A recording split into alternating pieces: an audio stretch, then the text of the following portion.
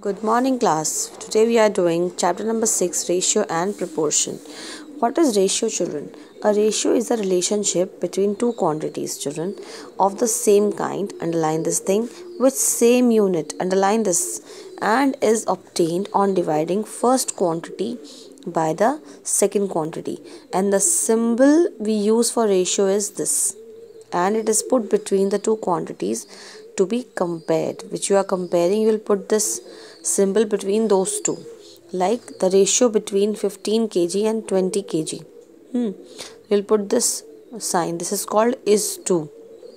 Now you can notice, children, they are of the same kind. This is also about mass, this is also about mass, and this is also unit, also same, kg. This is also kg. And after you divide first quantity by second, this is now simply a number, 3:4.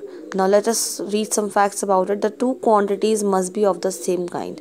The ratio can be between rupees 50 rupees 80, but not between rupees 50 and 50 kg. It is rupees, it is about money, it is about mass.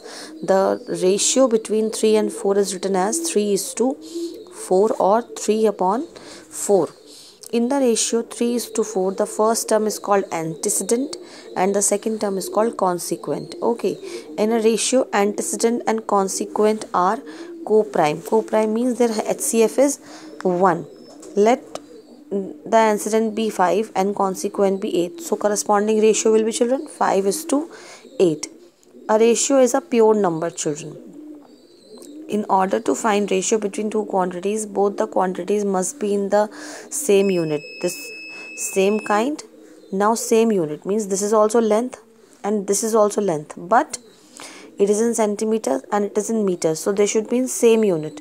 First convert them into same unit, then you divide them. A ratio must always be expressed in its lowest terms, in simplest form. Okay. A ratio is said to be in simplest form when if both its terms, antecedent and consequent, are co-prime. And co-prime means their HCF is 1.